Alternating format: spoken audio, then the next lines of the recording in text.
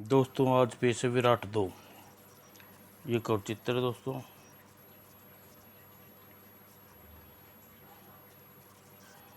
शुरू करते हैं।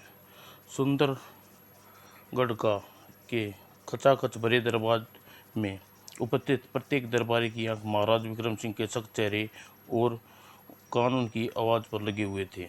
सेनापति, महामंत्री, सभा सदस्य और दरबारीगण राज्य में चैन और अमन की स्थिति गिरावट को देखते हुए हमारे मन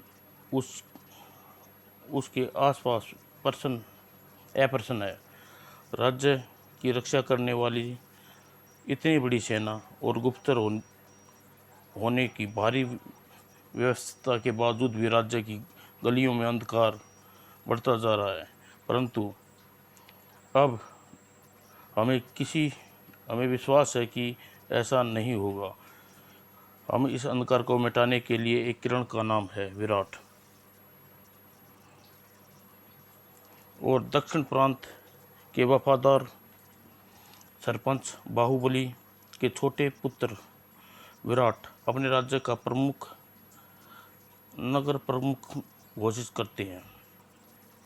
और ज्वालापुरी में विस्फोट की भांति सभी के कानों में ये गूंजी घोषणा सेनापति काल भैरव के साथ सभी दरबारी को जैसे शाम सूंघ गया। सबके चेहरे पर असंतोष के भाव बादल मंडरा रहे थे, जबकि विशाल विराट के चेहरे पर मौजूदा परम संतोष। खुशी के अवसर पर भैया और भाभी होते तो कितने खुश होते। और जब सेनापति काल भैरव विराट को मात करने के लिए अपने शतरंज का दूसरा मोहरा चलना था। और शतरंज की बाजी में कोई मोहरा अपनी चाल खुद नहीं चलता दुर्जन, लेकिन तुम्हारे होते हुए भी विराट वह मोहरा ना सिर्फ चल गया बल्कि नगर प्रमुख का वो दावी पाकर हमें मात दे गया। आप परेशान ना होइए सेनापति जी, मैं विराट को बहुत दिनों तक नगर का प्रमुख रहने नहीं दूंगा। इतना बदनाम कर दूंगा कि खुद राजा प्रजा धिक्कारेगी। तुम्हें ऐसा करना ही पड़ेगा दुर्जन, वरना बहुत दिनों तक तुम्हें साथ रहने का गौरव प्राप्त नहीं हो पाएगा। राजमहल में आओ और विराट की हर गतिविधियों पर नज़र रखो और तलाश करो विराट को ख़त्म करने का सही अवसर। उधर सेनापति काल भैरव के कक्ष में विराट को ख़त्म करने की योजना बन रही थी और इधर महाराज विक्रम सिंह के कक्ष में विराट और राज्य की सुरक्षा रखने की योजना बना रहे थे। विराट की हर सांस पर राज्य का अधिकार है महाराज, इसलिए विराट अपनी अंतिम सांस तक आपके राज्य की रक्षा करता रहेगा। हमें तुमसे यही प्रशंसा थी, बहुत प्रशंसा है विराट। तुम्हें हम अभी इसी समय में हम तुम्हें पर इतना भरोसा करें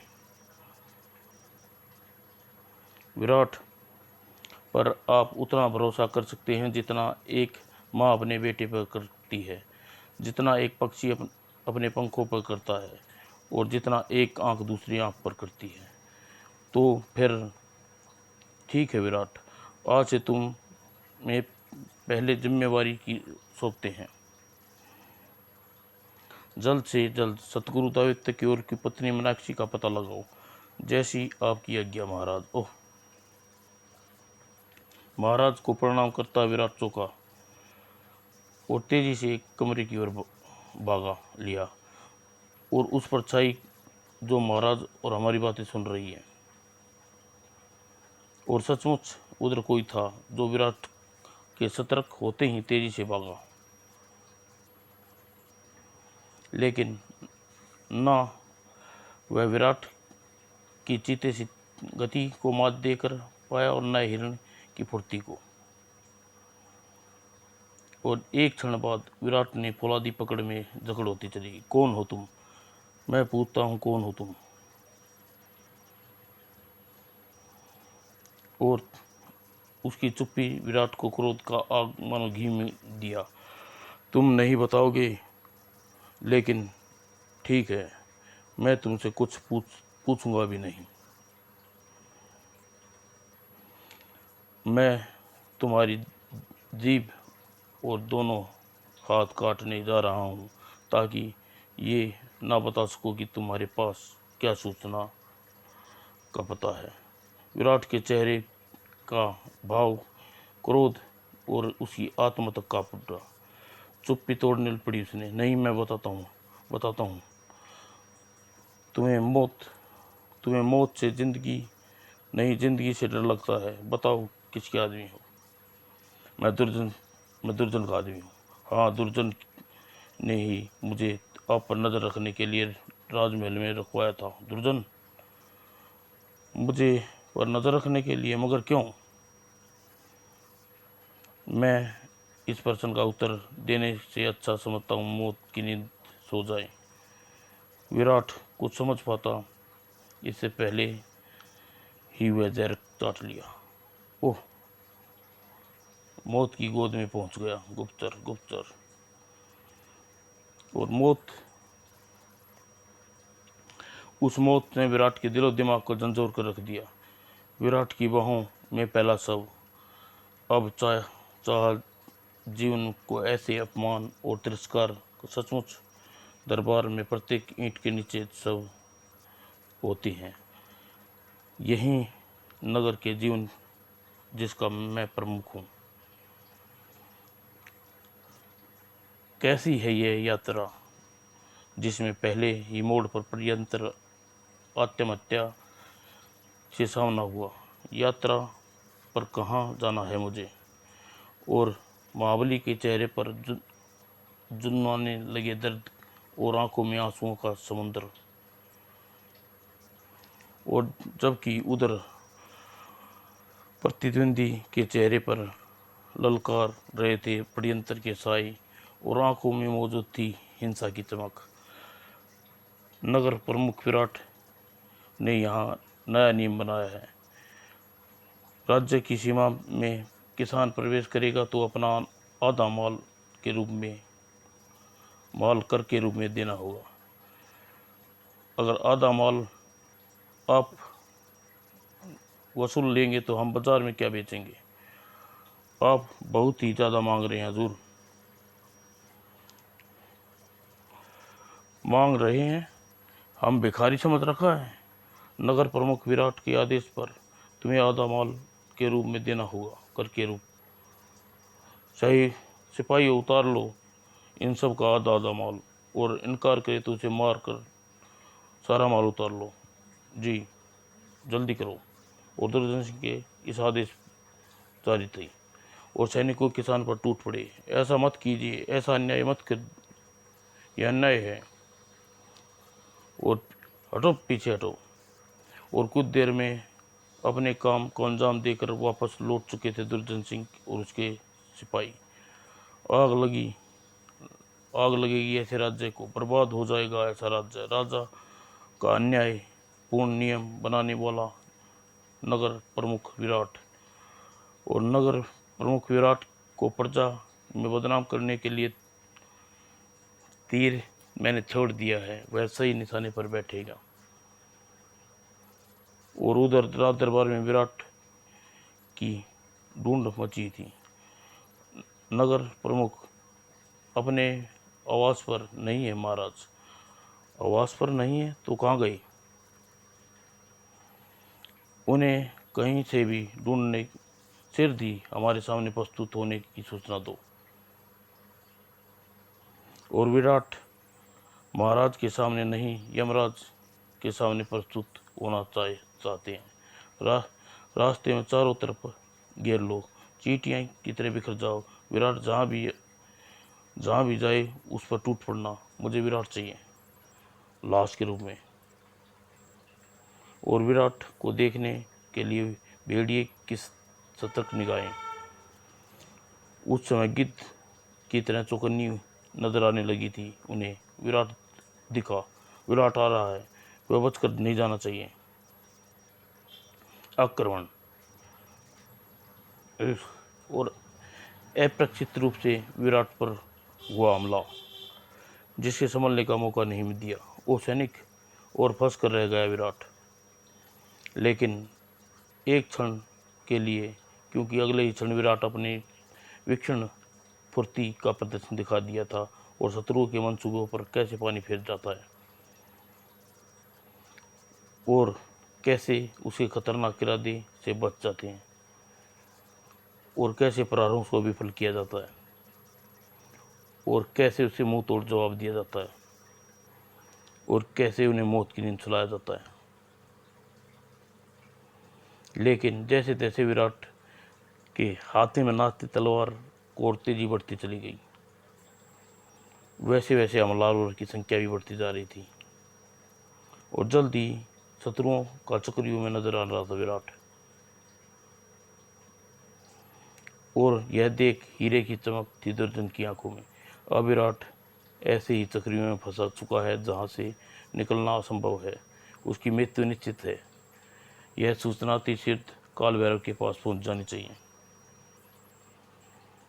और राज दरबार में मौजूद सेनापति काल भैरव जब चमकती चेहरे पर दुर्जन सिंह दरबार में प्रवेश करता देखा तो वह उसकी बाँह से खिल गई।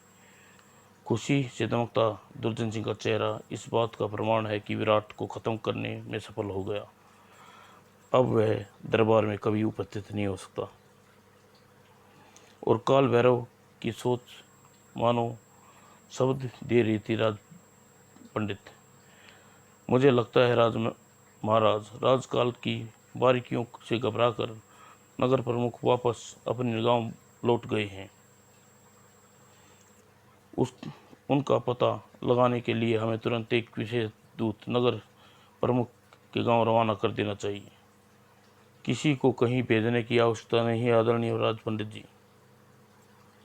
विराट दरबार में उपस्थित है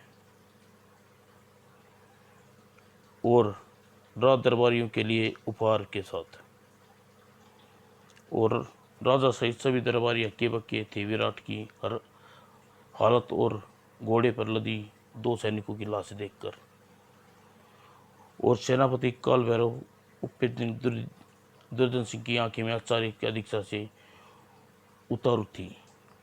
अद्भुत, विराट सैनिकों के चक्रव्यूह से बच गया। विराट उन सैनिकों की लाशें लेकर आया है। बहुत बड़ी गड़बड़ कर सकती है। मुझे इस स्थिति को संभालना होगा। और अंदर ही अंदर वह आतंकित हो गया काल भैरव और प्रत्यक्ष में क्रोध से चीख उठा। विराट, क्या तुम्हें यह भी नहीं यह बताएगा विराट, यह भी बताना होगा पड़ेगा कि यह राज दरबारी को शमशान नहीं सब जलाए जाती हैं। राज दरबार है, यहाँ सब लेकर आना। राज दरबार कितना बड़ा अपमान है, पता है तुम्हें? नहीं सेनापति जी, नहीं, मुझे कुछ पता नहीं है। आप आज आप मुझे बताएंगे कि इन 2 सिपाहियों के शव लेकर मुझे कहाँ जाना चाहिए। आप मुझे बताएंगे कि इन सैनिकों को जगह अगर आपके विराट का शव मिलता तो आप उसे कहाँ लेकर जाते। ये सब क्या है विराट? तुम्हारी यह हालत कैसे हुई और ये सब किसके हैं? इनकी वर्दी पर लगे राज के चिन्ह इस बात का स्पष्ट प्रमाण है प्रधानमंत्री महाराज। ये सब हमारे सिपाहियों की है और इनकी हत्या मेरे हाथों से हुई है महाराज।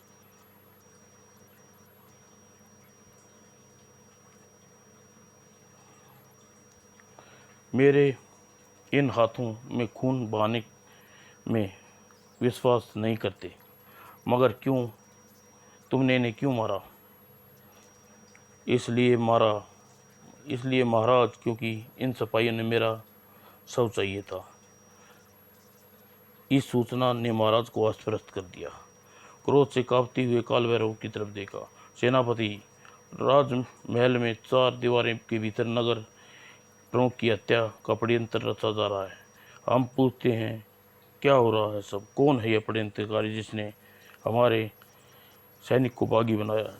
क्षमा करें महाराज, क्षमा। इससे शरीर और सैनिकों की वर्दी अवश्य, परंतु हमारे सैनिक नहीं लगते। ऐसा भी हो सकता है, परंतु यह कैसे लगे कि हमारे सैनिक हैं या लुटेरे नहीं, इसका पता लगाना बहुत आसान है महाराज। इन सैनिकों के संबंधियों को बुलाया जाए। ठीक है, हम इस जांच का कार्य महामंत्री नागेश्वर को सौंपते हैं और आशा करते हैं महामंत्री इस बारे में जांच करके परिणाम हमारे सिर दिए अवगत कराएंगे। जैसी आपकी आज्ञा महाराज। और विराट के बच जाने के बाद सैनिक शवों को जांच का आदेश देकर का एक अर्थ है कि राजनीति सेनापति काल भैरव की हार, और वह हार सेनापति ऐसा नाग बना दिया है जिससे पूछ हाथी के पांव तले कुचल दी गई है। 2 सैनिक के शव लेकर घायल विराट राजमहल में परिक्रमा करने के राजमहल में पहुंच गया। मुझे मुंह देखते रहो दर्जन, कहाँ थे तुम उस समय? मैं तो यह सोच रहा था राजमहल में आया था कि सेनापति जी उसका तो काम तमाम हो चुका होगा, लेकिन काम तमाम तो हमारा होने वाला है दुर्जन, क्योंकि 2 शव जिन्होंने हमारे राज दरबार में देखा है वे सब उनके संबंधी हमारे लिए बड़ा खतरा बन सकते हैं। ऐसा नहीं होगा सेनापति जी, मैं उन सैनिकों संबंधियों को ठिकाने लगा देता हूँ और सब को पहचानने वाला ही नहीं रहेंगे तो विराट स्वयं सैनिकों की हत्या का जाल में फंस जाएगा। नहीं दुर्जन नहीं, सैनिकों शव के संबंधी को मारने से कुछ नहीं होगा। अभी सभी शवों का संदेह पक्का हो जाएगा। ध्यान से सुनो दुर्जन, शवों के संबंधी को मारने की जगह हम इस बात के लिए तैयार करो कि वे दरबार में बीच शवों को पहचानने से इनकार कर दें और विराट पर कड़ी नज़र रखो। मुझे दो नहीं मात्र एक शव की आवश्यकता है और जिसके नाम है विराट। नगर प्रमुख बनकर पड़यंत्रों ने विशाल को चक्रियों में फंस गया था। क्या मैं इस चक्रियों से अकेला तोड़ पाऊंगा या उसके लिए किसी साथी की आवश्यकता पड़ेगी? ओह, बाहर ये आवाज़ें कैसी आ रही हैं? बाहर आवाज़ों की खनखनाहट ने विराट को चौंकाया और जो तलवारें खनखनाट रही थी वे तलवार टकरा रही थी एक अजूबे अजनबी सैनिकों के। मेरा लक्ष्य है विराट और तुम मुझे उसे पहुंचने से रोकोगे? इतनी शक्ति है तुम्हारी बाजुओं में और तलवार ना तुम्हारी तलवारों में। ठहरो, विराट तक पहुंचने की तुम्हारी इच्छा पूर्ण होने वाली है अजनबी। और जब यमराज तक पहुंचने की तैयारी करो।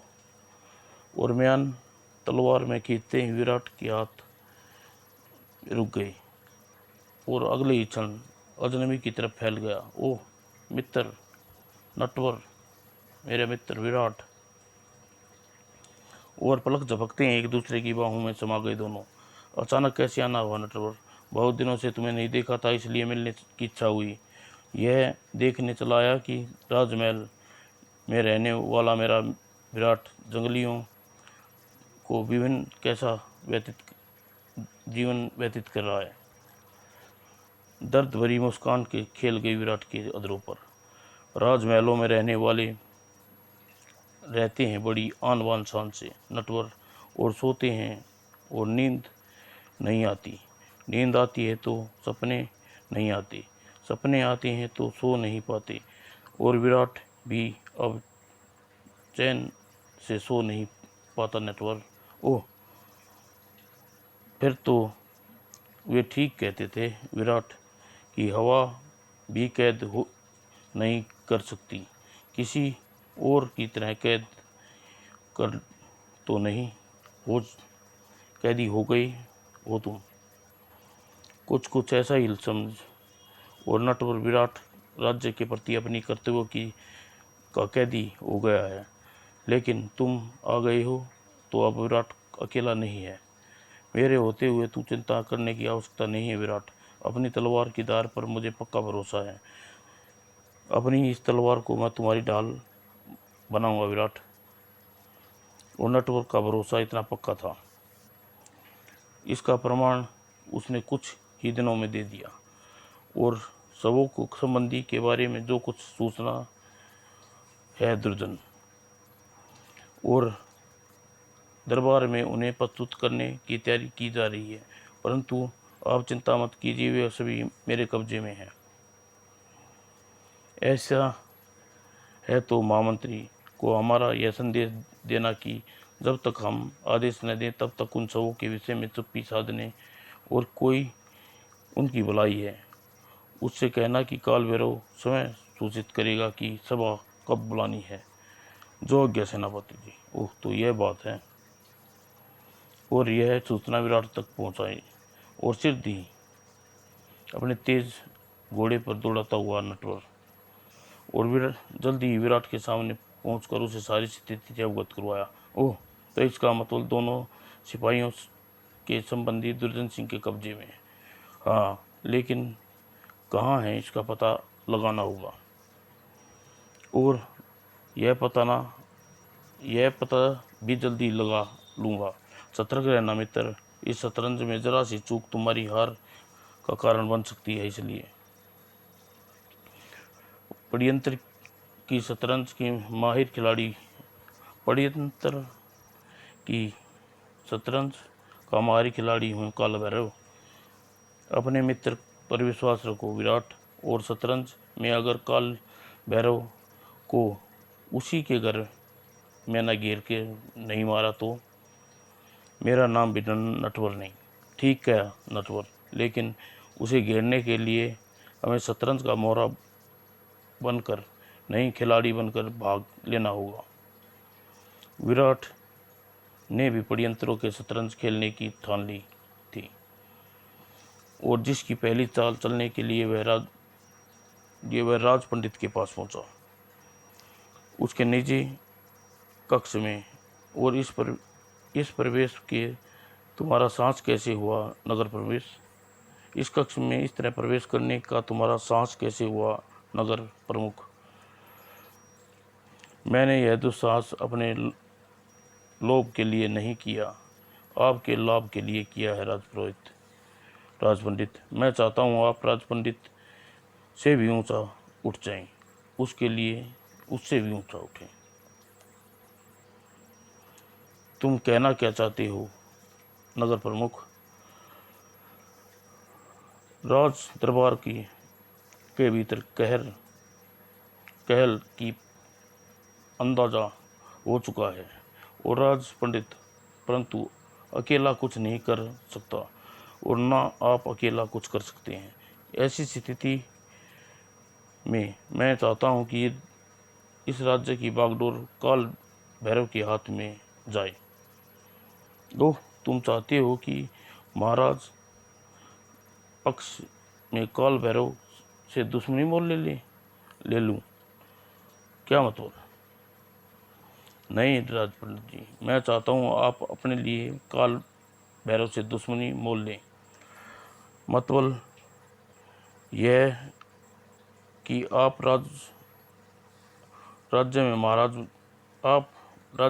में महाराज बने और काल भैरव की हत्या करके आप का वफादार सेनापति। ओह, तुम्हारे मन में पद की भूख है, मुझे प्रशंसा हुई। तुम्हें हमारी श्रेणी के आदमी हो। तुम वर्षों से सीधे मेरे महाराज बनने के लिए सपने सजाए जगा दिया। अगर तुम मेरे इस सपने को साकार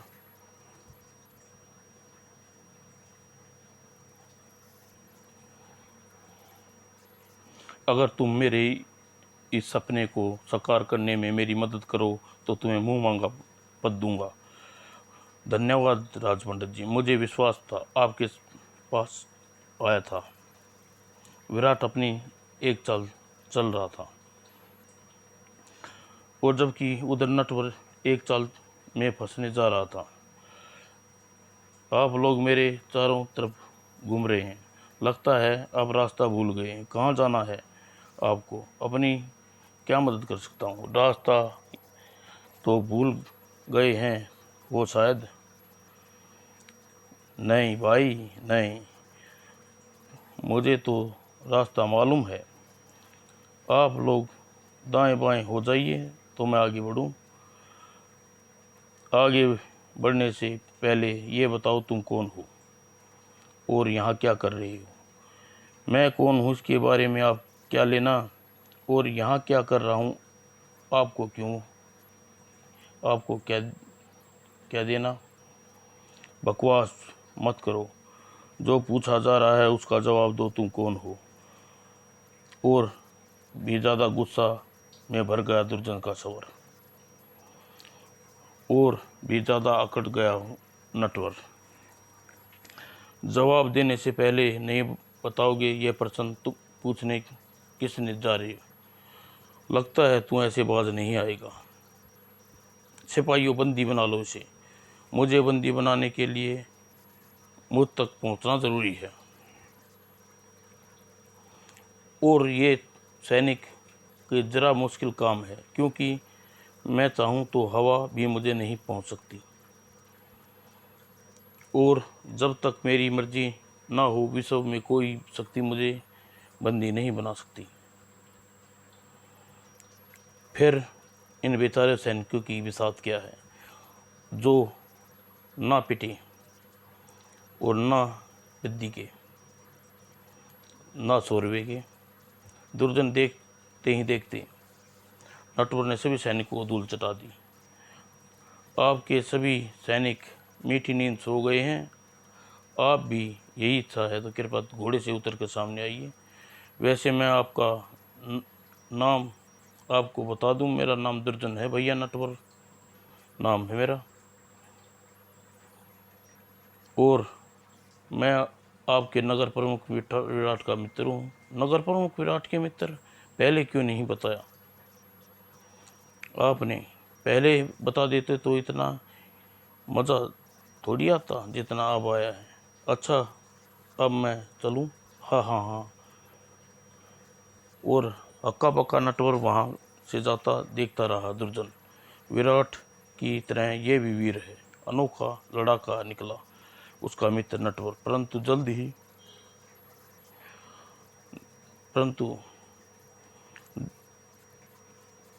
जल्द ही विराट के साथ इसके भी राज्य से धक्के देकर निकालना दूंगा, और जब मृत सैनिकों के संबंधी दरबार से चीख चीख कर कहेंगे कि शवों से उनका कोई संबंध नहीं है, और वे सभी ऐसा ही कहेंगे, क्योंकि ऐसा कहने पर विवश करेंगी भीषण यातनाएं। बोलो, क्या बोलना है दरबार में? मेरा सुहाग उजड़ गया है सरकार। मूर्ख स्त्री, तूने दरबार में यह नहीं बोलना। जो सब तेरे सामने पड़ा हो तेरा पति नहीं है। तू हम पर कितने ही अत्याचार करना चाहता है कर ले, परंतु हम अपने पति को अपना बोलेंगे। बोलना तो तुम्हें वही पड़ेगा जो हम चाहते हैं, वरना तुम्हें तुम्हारे पति के पास पहुंचा देंगे। यातनाओं की दौर और अधिक तेज हो गया था, लेकिन जल्द ही उनका खात्मा होने वाला था, क्योंकि बंदीगृह की तरफ बढ़ रहे थे दो साए, और जो और कोई नहीं विराट और नटवर थे। मैंने दुर्जन सिंह को उसके यहीं आते देखा था। सावधान नटवर, अगर वे वास्तव में यही हैं तो अपना हर कदम फूक फूक कर रखना होगा, क्योंकि यहाँ कदम कदम पर सतर्क सैनिक मौजूद हैं। तुम ठीक कह रहे हो विराट, मुझसे कुछ ही सैनिक क्या, आज यहाँ सुंदरगढ़ की पूरी सेना भी मौजूद हो, तब भी अपना उद्देश्य पूरा करने से नहीं रोकती। गूंगा तड़ाखट। दोनों बेआवाज अपना रास्ता साफ करते करते आगे बढ़े, लेकिन जहाँ पहरेदार चप्पे चप्पे पे मौजूद हों, ज़्यादातर छिपा छिपाई नहीं खेली जा सकता। ओह, कौन है ये दोनों? कोई भी हो, टूट पड़ो इन पर, और किसी पर टूटने से पहले अवश्य देख लेना चाहिए सामने कौन है। इससे न सिर्फ सामने वाले की शक्ति का अनुमान हो जाता है, बल्कि पके आम की तरह गिरने का संकट भी कम हो जाता है। लेकिन अब क्या हो सकता है, भूल कर ही चुके हो, इसलिए भुगतो अब इनका दंड। और विराट और नटवर जैसे दो योद्धा मैदान में थे, लेकिन भला कितनी देर सैनिकों को धराशायी होने में। आओ भाई उधर छिपा, आओ भाई कोई उधर छिपा हो तो वह भी आकर दो दो हाथ कर लो। अब यहाँ कोई नहीं है नटवर, आओ बंदियों को मुक्त करा दें। और सिर मृत सैनिकों की संबंधी और बंदी गृह से बाहर आए। घबराओ मत, आप सभी को कष्ट कोई सभी सुरक्षित हैं। इन्हें राज दरबार में उपस्थित कराने के समय है नटवर। तुम इन्हें सुरक्षा और राज पंडित के आवास पर ले जाओ, और रास्ते में सिपाहियों को अपना सही परिचय देना, ठीक है? और विराट अपनी चाल चल चुका था, जिससे प्रतिद्वंदी के तोते उड़ गए। ये क्या, यातना शिविर का दरवाज़ा खुला है, कोई पहरेदार भी नहीं दिख रहा, और मृत सैनिकों के संबंधी भी गायब हैं। अब तो आश्चर्य का दौर पड़ चुका था दुर्जन को। पागलों की बात तरह चीख रहा था, अरे कोई है यहाँ? मैं यहाँ हूँ सरकार। इधर बजरंगी, तुम्हारे ये हालत कौन आया था यहाँ? मृत सैनिक की विधवाएं कहाँ हैं? पता नहीं कौन था सरकार, वो रात के अंधेरे में आए थे और हम सभी को घायल करके वह सभी को छुड़ा कर ले गई। फूल जड़ियों से छूटने लगी दुर्जन के मस्तिष्क में। छुड़ा कर लेके? ओह, अब सेनापति को क्या जवाब दूंगा? और काल भैरव तो ज्वालामुखी की भांति पट पड़ा यह सूचना पाकर। दुर्जन, क्या बक रहा है तू? क्षमा कर चाहता हूँ सेनापति जी, यह सत्य है कि कोई बंदी गृह से विधवाओं को चुरा कर ले गया। नहीं, यदि विधवाएं महामंत्री की बैठक में उपस्थित हो गई तो हमेशा के लिए इस दुनिया से में उपस्थित होना पड़ेगा दुर्जन, अनुपस्थित होना पड़ेगा हमेशा के लिए। मौत के गहरे अंधकार में खोना नहीं चाहता था। ढूंढ दुर्जन, कहीं से भी ढूंढ।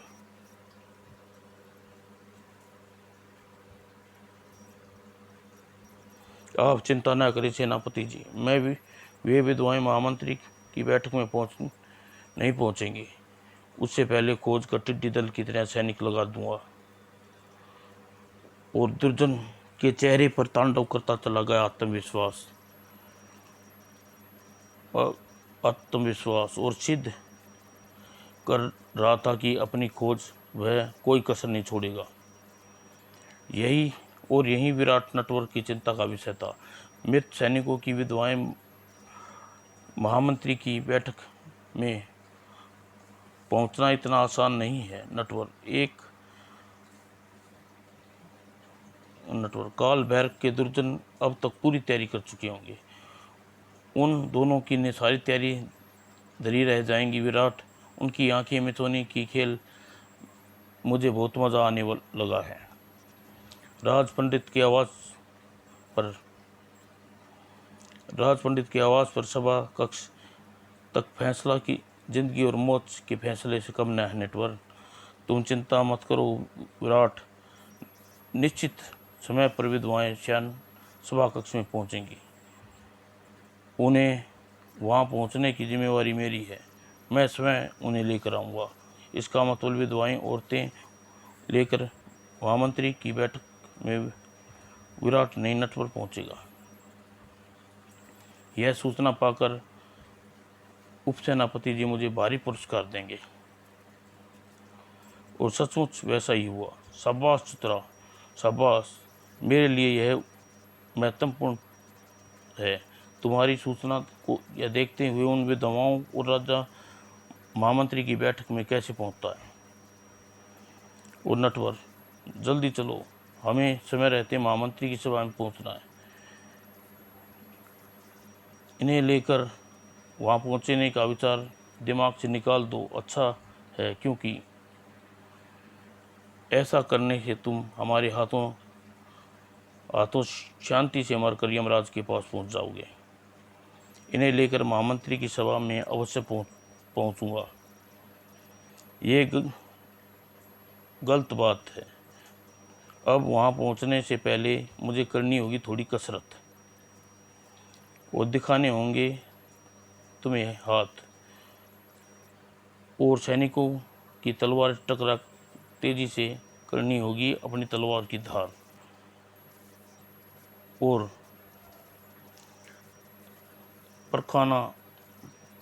परखना होगा तुम्हारे मिट्टी के शेरों की बाजुओं की शक्ति को, और अपने अस्तित्व को बचाने के लिए लड़ाई में नटवर ही नहीं, चारों महिलाएं भी बढ़कर हिस्सा ले रही थी। और जो भी सैनिक उनकी चपेट में आता उन्हें भूसे की तरह धुन रही थी, जबकि नटवर सैनिकों को कटे वृक्षों की तरह गिरा रहा था। और यह लड़ाई ज़्यादा देर तक नहीं चली। लगता है अब है अपने सैनिकों की धूल चाटने का बहुत शौक है सेनापति, अब भी आते हो धूम से लोट लगाते हो नजर आते हो। वैसे एक बात आपको बता दूं, ये महामंत्री ये सभा में लेकर नहीं जा रहा था, बल्कि इन्हें अपने आप से भेंट कराने के लिए लाया था। और जरा अपनी मोहिनी सूरत उपसेनापति जी को दिखाओ। और नटवर के कहने के साथ ही और चारों महिलाओं ने अपने घूंघट उठा दिए। ये तो पुरुष हैं, फिर भी हम विधवा महिलाएं कहाँ हैं। इसी के साथ हैरानी से बेहोश होते होते बचा दुर्योधन। और विधवाएं महिलाएं तो महामंत्री के सभा दरबार में के साथ। विराट इन महिलाओं को महामंत्री के सामने प्रस्तुत करने का दायित्व तुम्हारा नहीं हमारा था। तो हमारी सुरक्षा और निगरानी की सीमाओं में घुसकर इन विधवाओं का अपहरण करके यहाँ क्या सिद्ध करना चाहती हो तुम? जिन आप सुरक्षा और निगरानी कह रहे हो वह आपका बंदीगृह और यातना गृह कक्ष था। विराट, अपनी सीमाओं को उल्लंघने की चेष्टा न करो। हमारा अधिकार और हमारी सीमा हमारे अधिकारों का बहुत बड़ी है। हम पर आरोप लगाने से पहले अपनी मर्यादा भूल मत जाना। काल भैरव और विराट का विवाद अभी अधिक बढ़ जाता, इससे पहले महामंत्री ने टोका।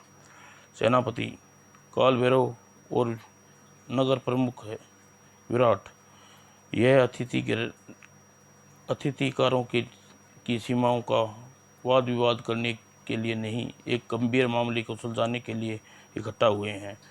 यह गंभीर मामला है और इन दोनों सबों को पहचानते हो। और सेनापति, जैसे ही महामंत्री ने सबों का चेहरा कपना खींचा, वैसे ही विधवाएं के कंठ से निकली चीख नींव हिल गई, स्वामी नहीं। और हृदय चीखों की किसी की ध्वनि हृदय को पिघला गई, और ना ही महामंत्री का अस्तित्व को। इन सबों को पहचान हो गई है। इन विधवाओं का रुदन यह सिद्ध करता है कि ये हमारे सैनिक हैं ही हैं। ये तो सिद्ध हो चुका है महामंत्री जी, लेकिन अभी यह सिद्ध नहीं हो पाया इनकी मौत के मुंह में धकेलने का षड्यंत्र रचने वाला कौन है। जिसने भी वह ऐसा किया है, विराट के हाथों उन्हें कोई नहीं बचा सकता। और विराट के चेहरे पर दिखता क्रोध का भूकंप बता रहा था कि वह इस षड्यंत्र के शतरंज को भी छिन्न भिन्न करने का निर्णय ले चुका है और ऐसा सिद्ध ही करने वाला था। समाप्त दोस्तों।